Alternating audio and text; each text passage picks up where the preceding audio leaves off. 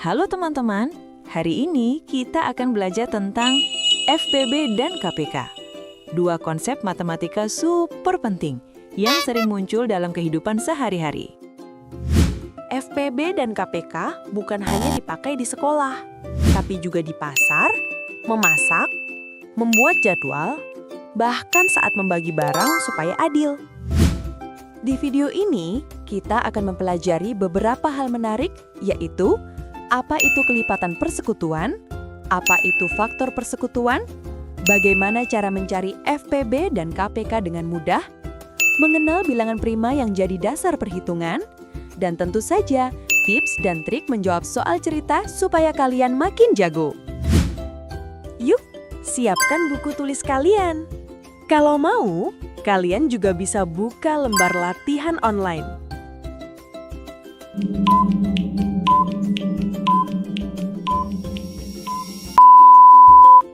Sekarang, kita mulai belajar FPB dan KPK bersama. Halo teman-teman, hari ini kita akan belajar tentang kelipatan persekutuan dan KPK. Pertama, mari kita kenalan dengan kelipatan. Kelipatan adalah hasil dari perkalian suatu bilangan dengan bilangan asli, seperti 1, 2, 3, dan seterusnya. Sebagai contoh, kelipatan 4 adalah 4, 8, 12, 16, 20, 24, dan seterusnya. Mudah bukan? Selanjutnya, kita akan mencari kelipatan persekutuan. Kata persekutuan artinya sama atau bersama. Kelipatan persekutuan adalah kelipatan yang nilainya sama dari dua bilangan atau lebih. Mari kita lihat contohnya. Kita punya kelipatan 4, yaitu 4, 8, 12, 16, 20, 24, dan seterusnya. Dan kita punya kelipatan 6, yaitu 6, 12, 18, 24, dan seterusnya. Angka mana yang sama dari kedua daftar ini?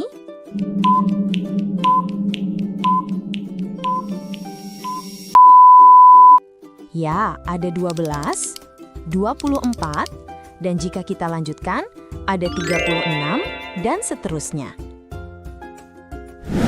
Jadi, kelipatan persekutuan dari 4 dan 6 adalah 12, 24, 36, dan seterusnya. Nah, yang terakhir, kita akan menentukan KPK.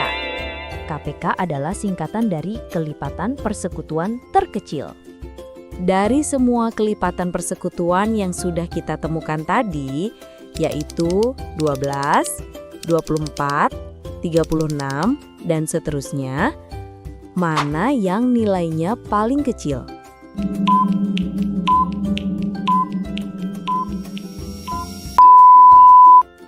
Tepat sekali, angka yang paling kecil adalah 12.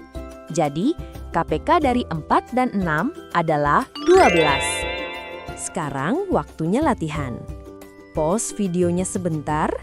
Coba cari KPK dari bilangan 6 dan 8. Tulis jawabanmu langsung pada lembar kerja yang sudah kamu siapkan.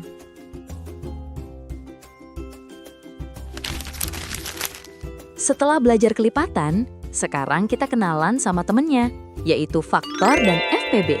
Yuk kita mulai! Pertama, apa sih itu faktor? Simpelnya, faktor adalah bilangan yang bisa membagi habis suatu bilangan tertentu. Contohnya angka 18. Angka berapa saja yang bisa membagi habis 18? Ada 1, 2, 3, 6, 9, dan 18 itu sendiri. Ini semua disebut faktor dari 18. Nah, kalau faktor persekutuan itu apa? Kata kuncinya adalah sekutu atau bersama. Artinya, faktor yang dimiliki oleh kedua bilangan. Yuk kita bandingkan. Ini faktor 18 tadi. Sekarang kita lihat faktor dari 24.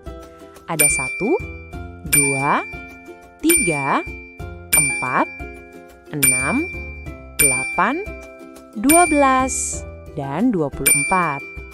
Coba lihat angka mana yang kembar atau ada di kedua baris.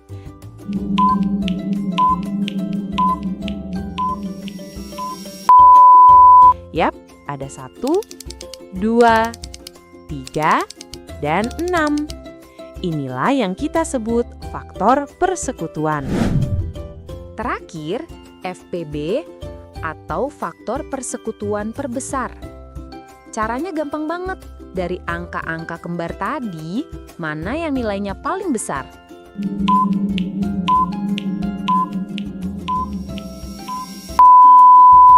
Betul sekali, angka 6. Jadi, FPB dari 18 dan 24 adalah 6. Mudah kan? Oke, sekarang giliran kamu untuk mencoba. Pause dulu video ini ya. Ambil kertasmu, tuliskan faktor dari 20 dan 30. Cari sekutunya, lalu tentukan FPB-nya. Langsung kerjakan jawabannya di live worksheet sekarang. Oke, kita lanjut ke materi yang sangat spesial. Kenapa spesial? Karena bilangan ini disebut bilangan prima. Coba lihat deretan angka 1 sampai 30 ini. Kira-kira mana saja ya yang termasuk bilangan prima?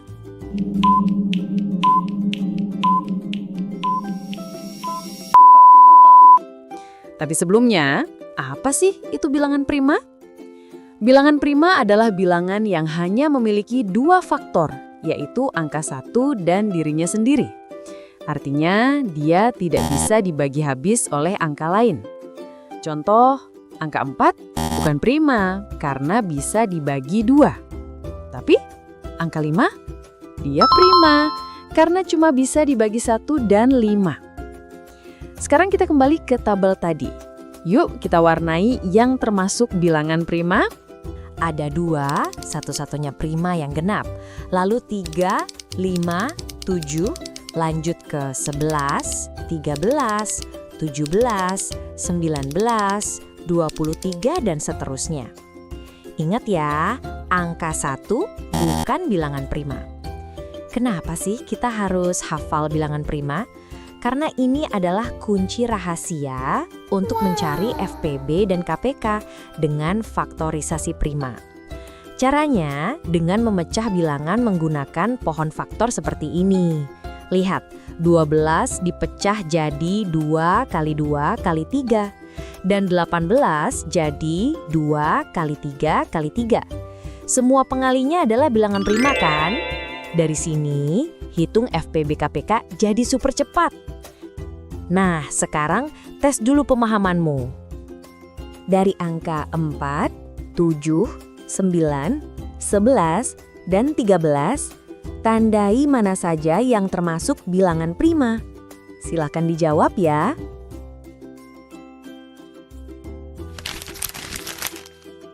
Oke teman-teman, sudah siap menguji pemahaman kalian? Cara mainnya gampang banget.